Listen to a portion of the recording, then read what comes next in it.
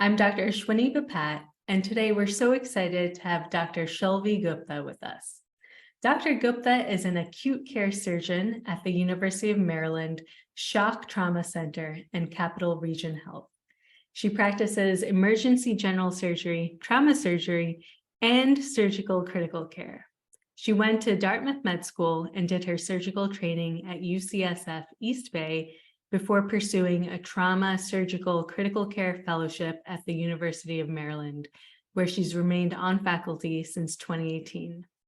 She received her MPH at Johns Hopkins and is now the course director for the Global Health Elective for Med students at the University of Maryland.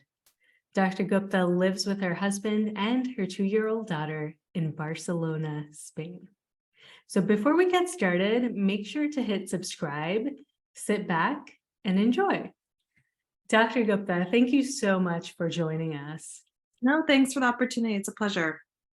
So take us back. You are now living in Barcelona, Spain, but take us back to what brought you to this point and how you ended up here. Sure. Sure.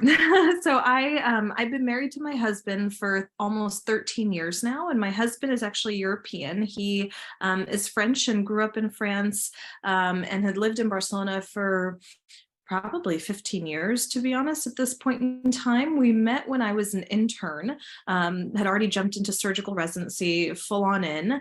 And to be honest, we didn't expect to fall in love. We met traveling in South America, and then we did. And so as complicated as it is to have a relationship over oceans, we did it. And so he actually moved to California. We got married pretty quickly at that time, for paperwork purposes. And then we made it work. I finished, I continued my surgical training. We did actually quite a bit of long distance, to be honest, where he was having trouble finding a job in the US, getting US sponsored visas, et cetera, et cetera. So we actually did long distance a bit. I did 2 years in surgical training. Most of us, I guess it's a traditional thing, I'm not sure, but we do 7 years where we do 5 years of clinical training and then 2 years of research. And so I did my 2 years of research, and what I decided to do was pursue an MPH for the first year of research. So I did my MPH at Hopkins in Baltimore, and my husband actually was able to join me in Baltimore that year. And then I've always been interested in global health, and during my MPH, I got very, very involved in improving surgical care in low resource settings. And so that's where I did a ton of academic work. I got a few grants. I was able to do a few big studies in Nepal, and I worked in Mozambique helping develop their ambulance system. And so that's what I did my second year of research. While I was actually based in Barcelona, I was actually able to live with my husband in Barcelona during my second year of research. And the way I was able to make that happen is my program was content with what I was doing, because I think I had gotten a handful of grants. I was being supported. They were willing to continue to support my salary. I was publishing a lot, and so they were okay with me doing that. And then I was at that point in time in the research mode. So I was, writing a lot, doing data analysis and things like that, which was very conducive to living in Barcelona. You can do that on your own time, et cetera. So I did that, and then my husband and I actually moved back to California. He came with me, and I finished surgical training. So I finished my 4th and 5th years. And then I decided I had always enjoyed trauma surgery, but truth be told, I had this feeling, or I knew, because of my husband and also my interest in global health, that we probably weren't going to live in the US. And I wanted to get another board certification under my belt, because it would help me, I think, build an academic community, et cetera. And so I decided to pursue a year of trauma critical care. And trauma critical care is either 1 or 2 years. And so it depends on your training if you want to do 1 or 2 years. The second year sometimes is almost more geared towards research and productivity in an academic way. And because I had done 2 years of research, kind of had my niche I was creating, I decided just do a year. And that's what my husband and I agreed upon. I think at that point he was very sick of me being in surgical training and being kind of addicted to that world. So I did a year of trauma critical care fellowship. And I knew that if I wanted to give up another year of my life with training, I wanted it to be kind of very well worth it. And so I went to a very hardcore trauma program. Shock Trauma Center is wonderful. It's not a training program for everybody. It's a training program where you work really, really hard and you get a lot out of it. And I think that's what I wanted, because if I was going to give a year, I wanted to go somewhere very high powered where I could clinically get the skills I want, and then also be able to meet mentors that would help me in my path and kind of have a bigger vision for things. And so also another way that I thought about it was, if I wanted to improve trauma care and surgical care in low resource settings, it would be really lovely to know what is kind of the gold standard and kind of pushing the boundaries in one of the most, richest countries in the world, like what is able to exist and what, stuff. So that's one of the reasons I wanted to go to Shock Trauma Center. When I got there, I kind of waited a month or two, but then I told my boss, I pretty much straight up said, I don't want to live in the US. How can I make that happen? And Dr. Scalia, I have to say, is incredibly open-minded. He never really says no.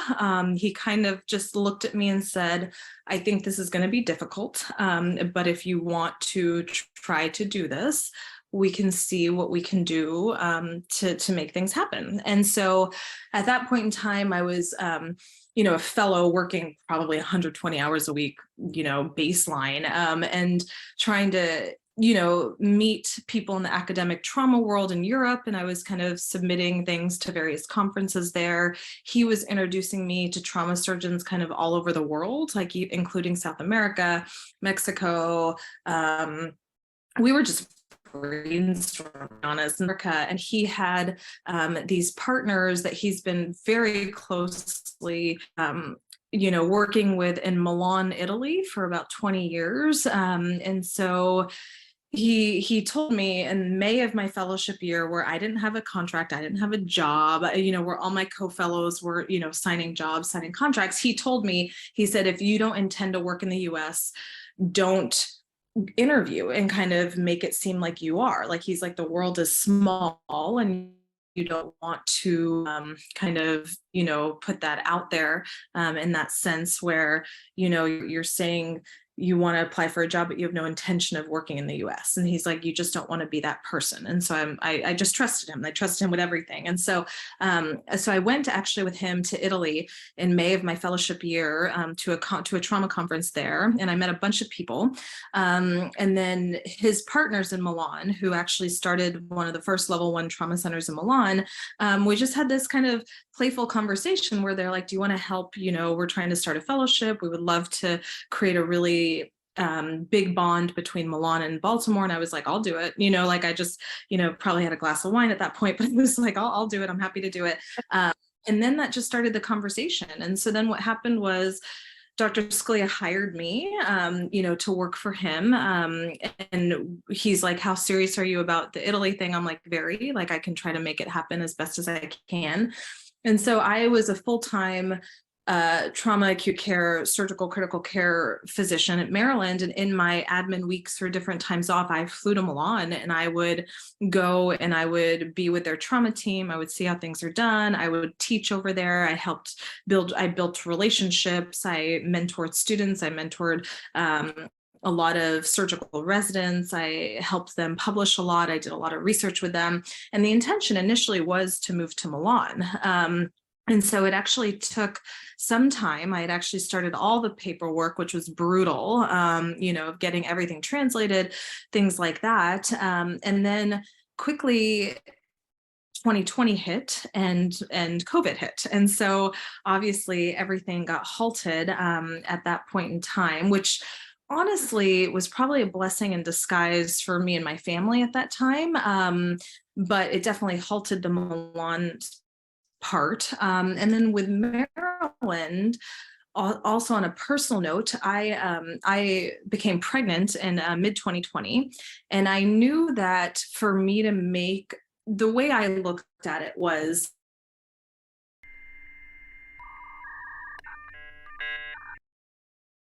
Can you hear me? I can. I wonder if it Okay. was me, so I changed my internet. That seems Oh, a bit okay. more. Let's. No, that's Where, totally okay. I'll edit that part out, so don't worry about it. But I think that that's actually with 2020 and the pandemic hitting, I actually think that's a really great place to pause because you've shared a lot already, and I yeah. actually want to unpack. I just want to unpack that for a second. So first of all, I had no idea that general surgery training was 7 years and that a lot of Yeah. people do 2 years of research It's actually. 5 years clinical. And so some people who don't do research, they might just do straight 5 years, but a lot of us tend to do 2 years. And so that adds, yeah, it's a total of 7 years for a lot of us. So when you did that MPH, those 2 years of doing MPH, were you away from clinical medicine completely? I was at that point in time. And that's not that abnormal.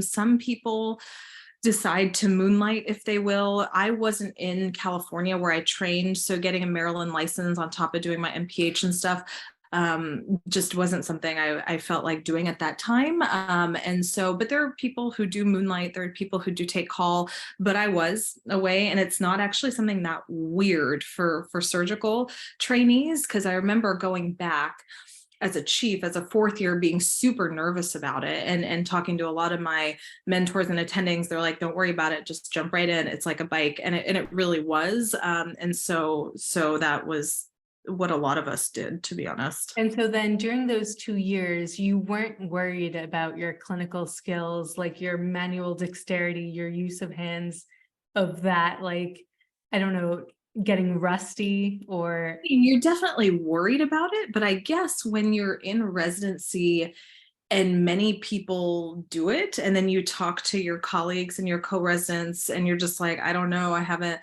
done this in 2 years, I'm kind of worried when I get back. I definitely was nervous. Like the week before I restarted, I remember calling one of my attendings who's a very close friend of mine, like, I don't know, man, like, I don't even know if I can take out an appendix at this point. And he was just laughing. He's like, just relax. He's like, just as you go in, just kind of just know you know what you're doing. And it really was. I think the first 20-30 minutes you're kind of a little nervous, and then it kind of just falls right back, and you're fine. And so so I just trusted that, to be honest. Okay. And then you mentioned that it was in the middle of your fellowship that you brought up with, it sounded like the chief or your of surgery there, Yeah. that you imagined your career to be more abroad than actually in the US. Mhm. Did you know anyone at that point when you were in fellowship? Were there attendings around you that had been abroad, that had worked abroad, or fellows, or anyone? No, really no. And the truth is, I think um what I learned for myself, this is again just my path. I think because even for doing global health as a surgeon, was very weird, for lack of a better word, when I was even a resident, that when I wanted to do an MPH, I kind of got these eyes like, okay, you're like this hippie girl, like that's trying to do this, whatever, whatever. And my very passive aggressive way to battle that was to just be excellent at everything they needed to be excellent at. So when I went out for research as a third year resident, I had like 50 publications. Like Wow. you can't argue with that. Like you really can't. You can't argue with me getting grants from big surgical societies, supporting my global health stuff, et cetera, et cetera. So I just kind of proved my path Mm. in all the ways that made sense to them. Mm. So it was what I was doing, like though all my stuff was on like surgical care in low resource settings, and like, advocating for women's health, et cetera, et cetera. Like I was doing what I wanted, but I did it in a way that made sense to them academically. And so that's what I did as a resident. And so I just kind of learned that worked, I guess. It was this academic currency that seemed to allow me to do what I want, if you will. And I think that mentality of like, if I work hard, if I am clinically competent, if I am academically solid and excelling at all those things, you probably are more likely to let me fly, and so that's the mentality that I went with, that I kind of developed in my own mind as a surgical resident, kind of moving forward. Okay. And so when you went into that conversation with your chief and you were like, I actually want to practice abroad, were you nervous about that conversation? Because it sounded like other people around you actually weren't doing that. Oh yeah, of course. I was nervous. I was kind of curious, what response I would get. And I was kind of utilizing his response as more information to help me brainstorm things. And again, another reason a place like Shock Trauma Center, I was drawn to it is because even in very like medical terms, they push the boundaries on everything. Like they don't, like, again, my boss, Dr. Sclay, they push the boundaries on so many things. And so I had a feeling that he would be like, okay, like, let's see what can happen, which again, you need people like that on your court, versus people who are just going to say no to you. I'm lucky that he didn't straight up say no to me and that he was just kind of like going with it and letting me kind of figure this out, and then all this stuff happened. I remember we were laughing because every year in Milan, they have a big trauma conference in December that I go to. I teach like an operative course and whatever. And I remember the first time I went, I was kind of explaining what I was doing. And someone said, how did you get into that? And I literally said, I made it up. And my boss was right next to me and he started laughing because it's just the truth. Like, I mean, I literally made this up step by step of what made sense to me and what seemed to work feasibly and very like logically.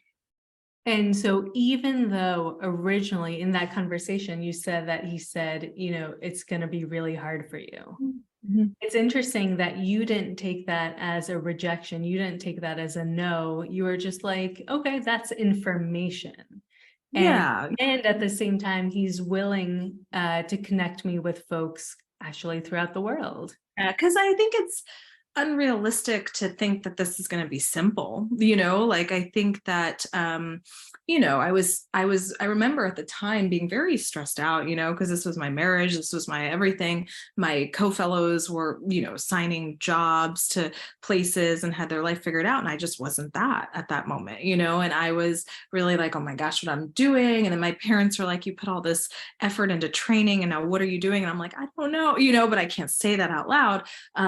But you, of course, but I think it's unrealistic to think that it's going to be simple. And I think that even my co-fellows who are signing contracts, that's a stressful thing too. Like, I don't think anything is really simple, when it comes to jobs, when it comes to anything. And I think I was used to, again, like having even done the research I did during my surgical residency, living in Barcelona for that year and publishing and doing all that stuff.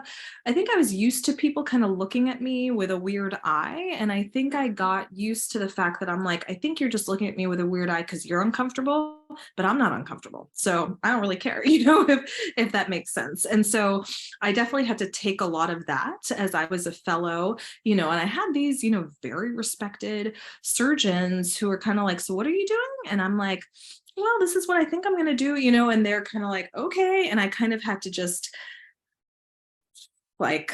walk through it, if that makes sense, and now, 4 or 5 years later, and we can talk about this stuff with all the things I've kind of developed, even at Maryland, they're like, oh, that's cool. And I'm like, yeah, I couldn't have foreseen this myself, but at the same time, like, you were definitely a naysayer, but I just like, I don't know if I was blind or just didn't want to hear it, or just kind of was very focused, because I think I understood, like, there's no way you could understand what I want right now. We're just in two different worlds. So I'm just not going to pay attention to what your advice is to me right now.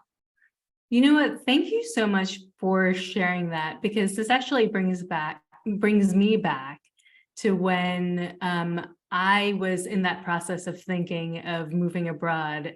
Okay, first of all, our lives are all like so parallel, because your husband is French, my husband is French.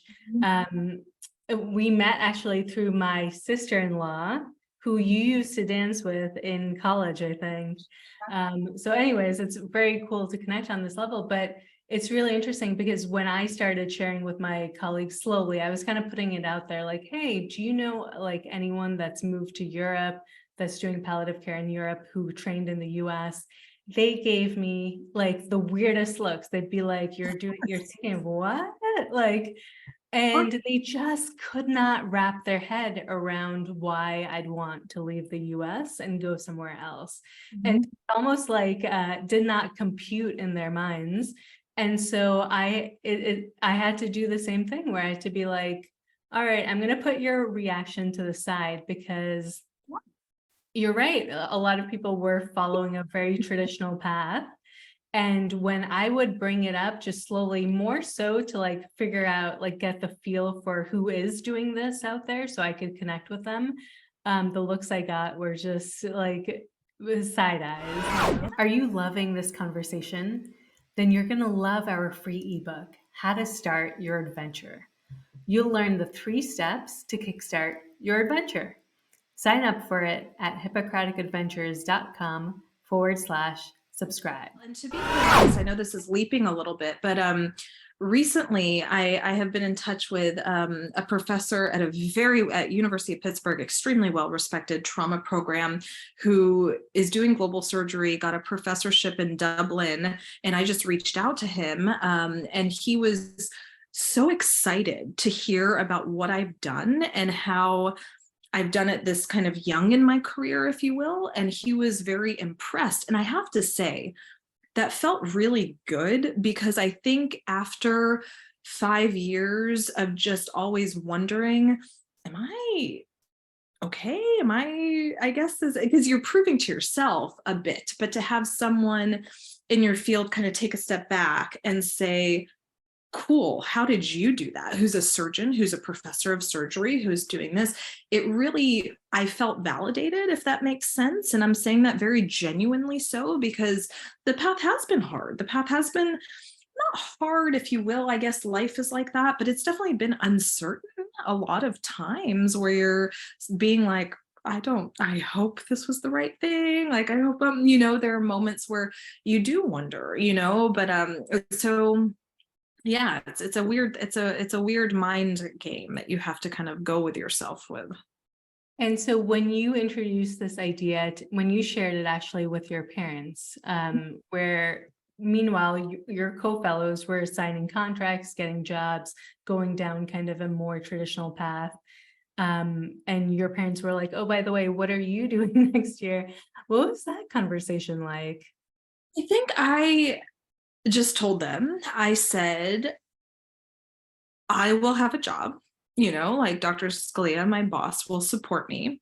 I'm going to see what that all looks like, and I'm going to pursue and see what happens. And I think, me being in my late 30s now, they're kind of used to this in some way, where, they're thinking to themselves, because I grew up in Dallas, Texas, and they're like, you could get a great paying, good job in Dallas. And this is kind of on the background of things. My husband, he lived with me in and out of the States for 13 years. And truth be told, he just hates it, like with regards to the culture and that. And I have to say, being married to someone who sees life differently, particularly than a surgeon, I understood what he was talking about. And I will say, like, as a trauma surgeon, I didn't drag him to the nicest places. I trained in Baltimore, which is horrific, and like, it has great trauma and like great gun violence, but is really not a place to live. And he felt very strongly that he doesn't want to raise children in the US. And we'd been married for 13 years, and marriage is also give and take. And like, he had followed me for a long time in the US. And I knew at that point in time, for my marriage and for our well-being, I needed to give at this point too. And so that was really hard for me to do as well. Like, someone who has been 150% all in her surgical career,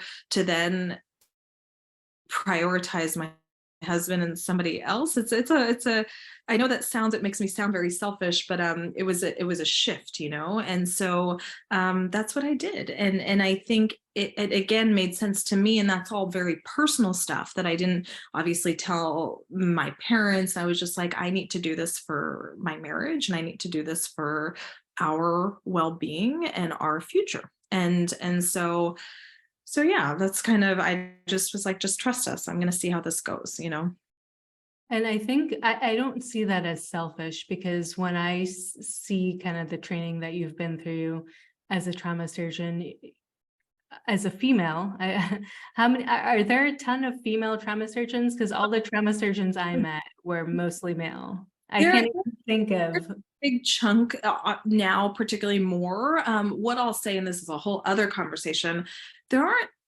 at least in my group, and I'm thinking at University of Maryland and the two hospitals that I'm involved in, there's only 2 moms. And that to me is a different subset. I think after I became a mother, being a mother and a surgeon is a very different ball game. And I think for me and my sanity, I think and sorry to jump around, but what I ended up doing in 2020 is I went part-time. I went to 0.5 FTE in order to make it work. And then the way that academic trauma surgery is because we just get whatever walks in the door. It's not like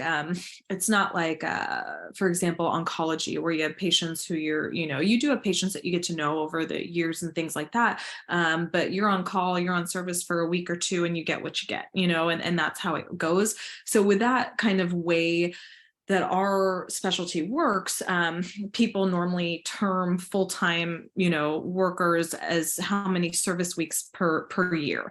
And so that's how I was able to define it. And in some places, the more academic things you do, the less service weeks you do, and then you can balance things like that. And so that's how I've been able to balance how much time I spend in the States.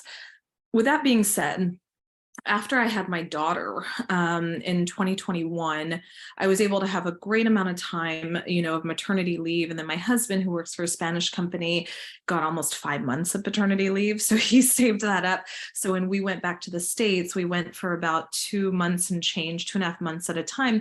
And I was working, and I got the taste of what it would feel like to be a full-time working trauma surgeon with a young baby at home. And I will say, of all my training, of all the difficulty, if you will, that you endure about being like, a female trauma surgeon, a non-white female trauma surgeon, whatever, the most I felt discriminated was being a mom, and being a mom to a young baby. I was breastfeeding, I was pumping, I was trying to be private about it, but there were moments you couldn't be, where you just called, or you're like, I'm going to be 10 minutes late, I'm pumping, like, and people were fine with that. But with regards to my colleagues, not one is a mother, few are married, maybe, because it's a field where, and it depends what university you're at, but it's a field where the culture can really suck you in, and that can be your whole world. And I'll tell you, me going part-time was probably the sanest thing I did. And I think one of the things you were wondering too was, the time away and my skills and my dexterity. I'll tell you, me working, I remember being pregnant the last time I was full-time and walking down, there was a gunshot wound at 2 a.m. And I'm thinking to myself, I'm okay if I do this a little less, like I was like pregnant during COVID, barely breathing, like, going in. And I think I had worked as an attending for about 3.5 years. And during COVID, because we're boarded in critical care and trauma and whatever, we were actually pulled a lot. And I had worked more than I've ever worked in my life during COVID, and I was away from my husband. And it really did. I kind of have PTSD, honestly, from those moments. We worked so much. And I think me going part time was really sane. And I think when I went back, and when I do go back, because I actually go back frequently to operate, it's actually nice because it gives me a break where when I'm in Europe, I get to do my academic stuff, I get to teach, I get to be a mom to my daughter, like truly a mom, for whatever that means. There's many ways to be a mom. It doesn't, ever teach their own. But for me, I feel like I can really be present and be with her 150% of the way, which is what I wanted as a mother, to be as a mother. And when I go back, it's actually kind of nice because it's my time to then be my surgeon self. And I just jump into it and kind of get that hardcoreness again. And so when I was there with my husband and my daughter, who was 7 months at the time, that was really hard for me because I would wake up at 4 a.m. I would be pumping. I would then wake her up at 5:30, breastfeed her, pump in the car, be at work. And because I was doing the split, or I am doing the split life where I'm not there as much, I still had this thing inside of me where I wanted to prove to my colleagues that I was extremely competent and worth it. So I would be there earlier than everybody. I would know everything about my patients. I would, I wanted to make sure I didn't, mess up anything. And so, but it was really hard because my husband was the primary caretaker, which thankfully he is like the papa of papas, where he like really loves it and adores that time. Not saying it's easy, but he really is the support. Like if he wasn't the way he was, I couldn't be doing this. And so but it was really hard. Like it gave me a glimpse of there's no way I'd be willing to do this as a mom and a surgeon full time. I don't think it would be fair to me. I don't think it would be fair to my daughter. I don't think it would be fair to my husband. Okay. And so just to give people the time frame, it sounds like around COVID, you went part-time and then you had your child. When did you move? When did you make the move to Spain, to Barcelona? Sure. So we were planning to do it March 2020, again to Milan. Okay.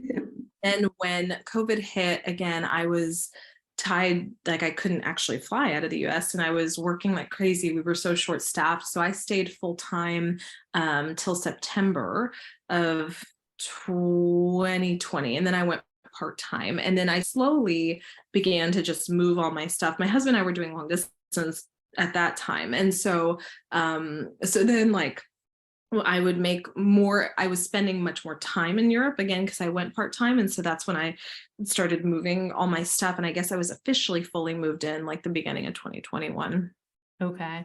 And so by the beginning of 2021, what was the kind of system that you worked out with your chief in terms of you living in Barcelona and then you coming back to the US to work in the US?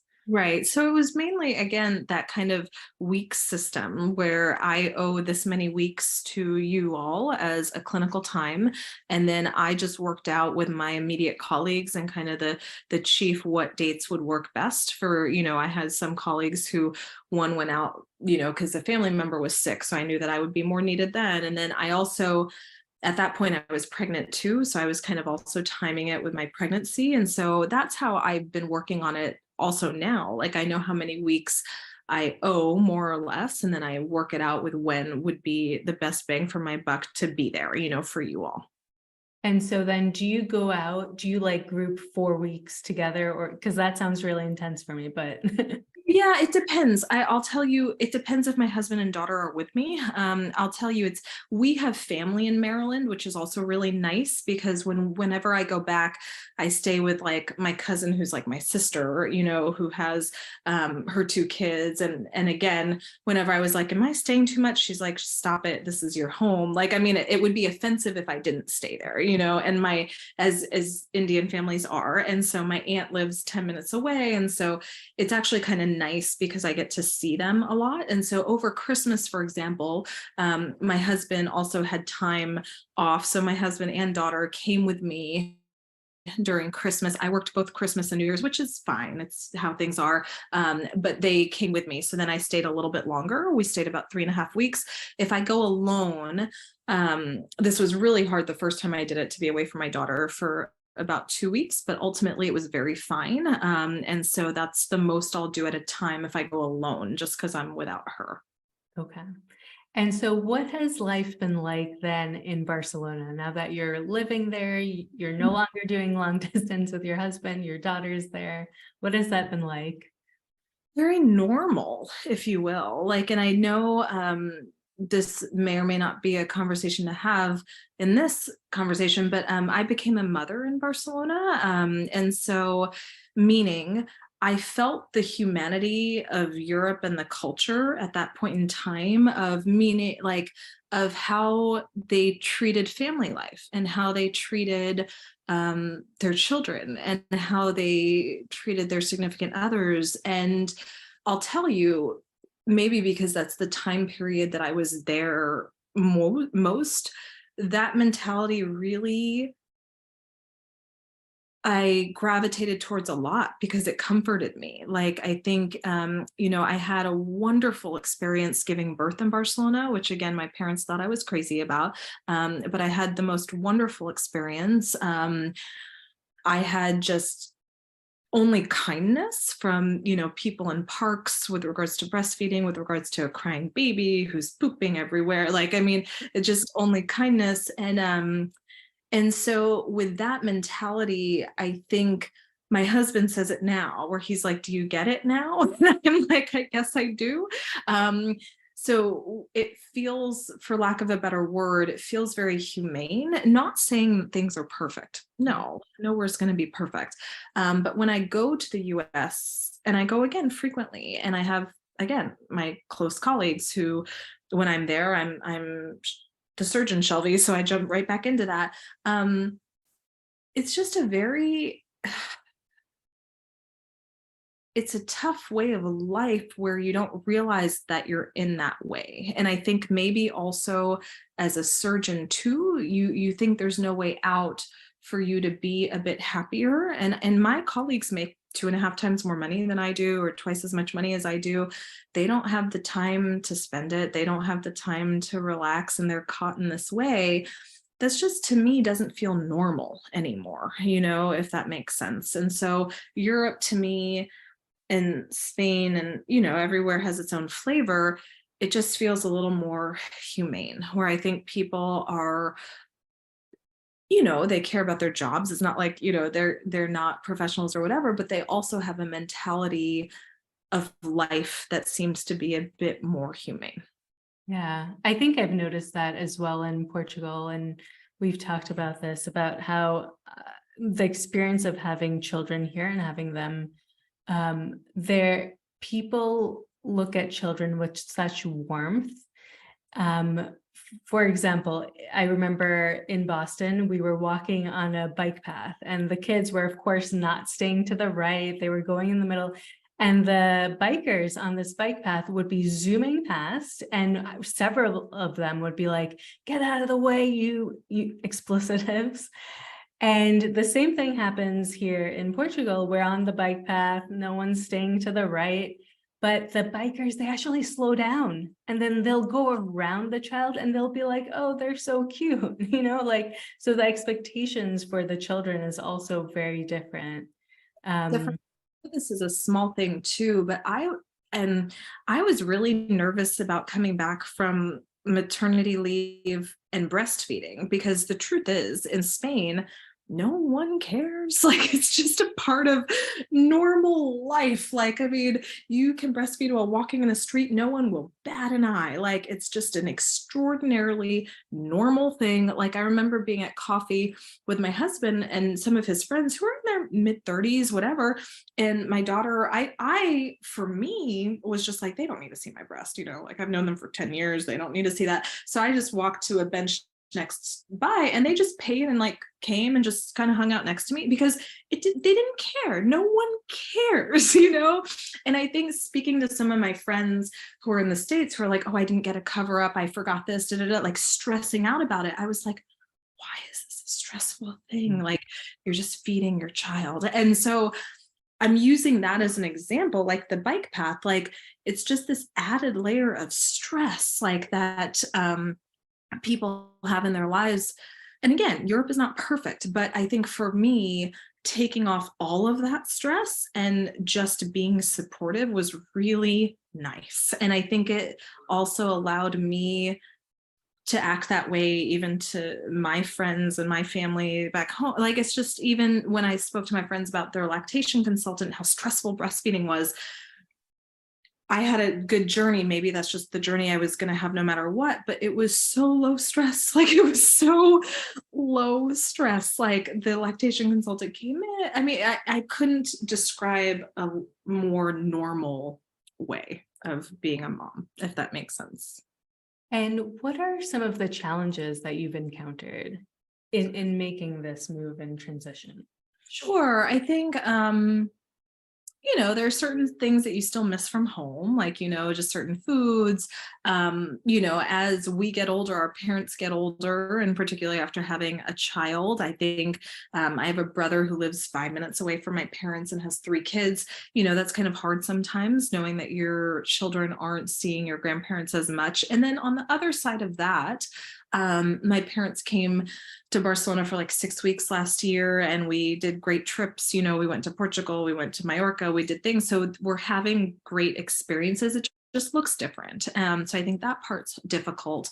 This is another conversation to be had, and we're still figuring this out.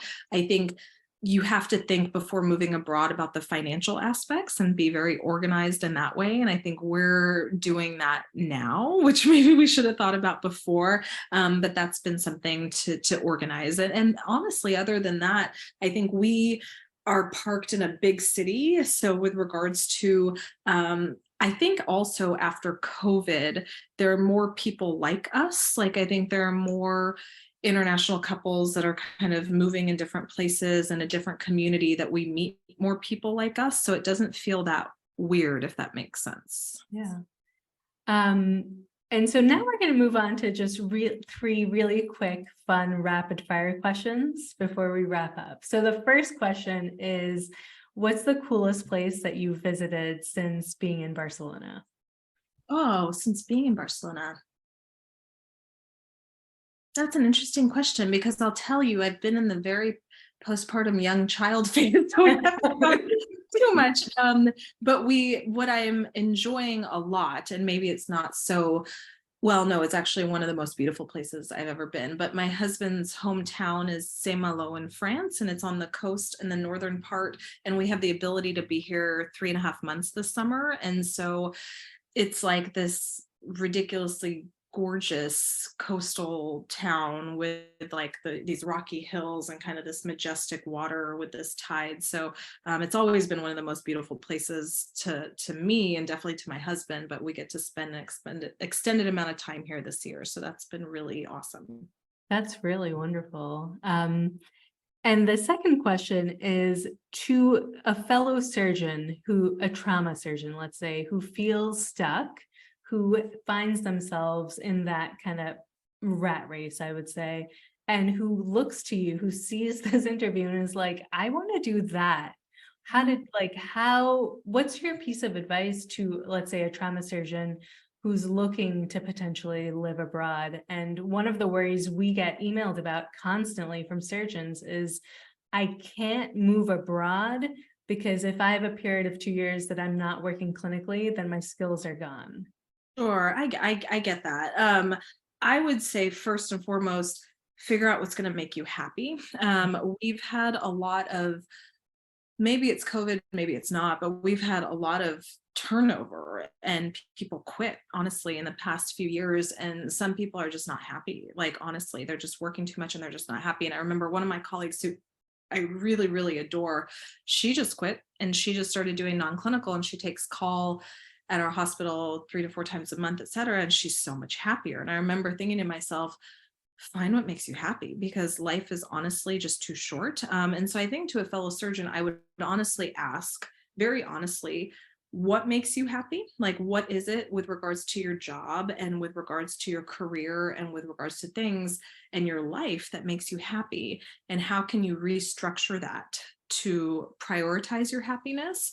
And then with regards to the technical stuff, I think it depends on, like how long you've been out, how comfortable you are. I think, and I straight up say this, like as a first year out surgeon, I don't think it's something you should do. Like, I think for me, I was very glad to have gotten, and some people might argue I should have done it longer, but I was happy that I did straight 3 years as a full attending, worked my ass off, if you will, and was just kind of the yes person, and just said yes to every single thing.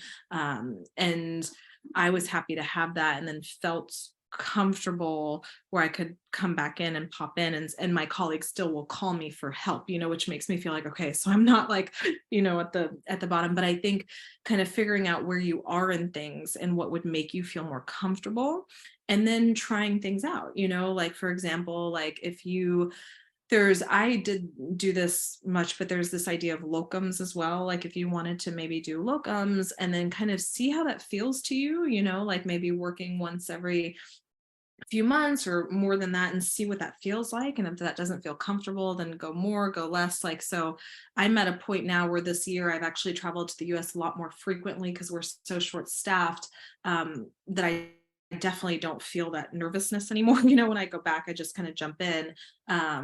And I guess I needed to feel that a few times, like to understand that it's okay. So I guess every person's just a little different, and with regards to their training and how far they're out and what they do, and kind of what they would need to feel more comfortable, if that makes sense. Yeah, and part of the process, it sounds like, is actually trying it out and seeing how it feels for you.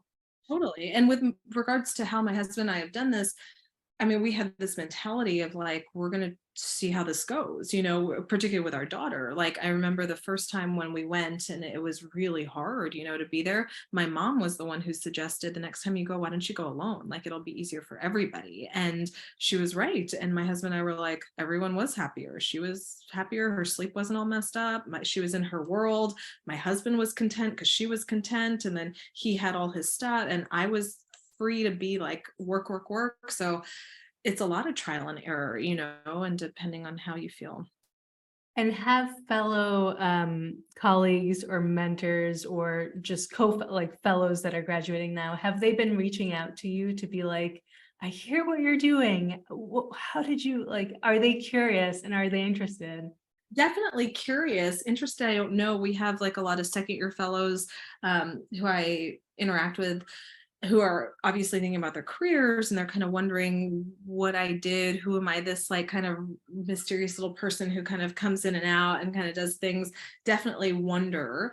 I think with regards to my immediate colleagues, um, there's probably a mix of love, hatred, jealousy, because I've known them for so long, with regards to things. But I think on the other side of things, yes, it sounds really glamorous that we live in Barcelona, but it takes a lot of organization. It takes a lot of work, with regards to when I am in Barcelona. I don't just sit, I'm kind of constantly doing stuff that makes me happy, but like, it takes organization. And I think, but yes, I've been asked a lot, curiosity's sake, of how have I made this happen, and kind of what am I doing, and that type of stuff. And then the last question is, have these challenges, these hardships, um, has that been worth it for you? Yeah, I think so. That's a great question. I mean, if you ask me every day at every moment, would I say yes? I don't know. Like, there are days where when it's rough, I think to myself, whoa, it would be a lot easier if we, lived in the States. Things would just be easier. But then with that being said, every time I go back to the States, because I have built this world where I kind of live that normal life for a hot second, it just tastes different. And and I think thinking about how my daughter's being raised, thinking about career wise what I'm building, and kind of what the possibilities are after I get kind of through, I'm pregnant again, after I get through this mothering childbearing phase of things, and I truly understand that at this phase of life this was the right move for me. And so I think as it goes on, I actually get excited about what we're going to be able to create and kind of what my career will look like, in 10 years, like what opportunities come. And as I meet other people who, everyone's different, but are doing, things that are, might be out there a bit, but they're making things happen. It kind of excites me in a way that I'm like, okay, this is all quite possible. And so I do think ultimately it was worth it, for us to do this. Well, Dr. Gupta, thank you so much for joining us and honestly for sharing your story, because I think this is pretty non-traditional when it comes to surgery and trauma surgery.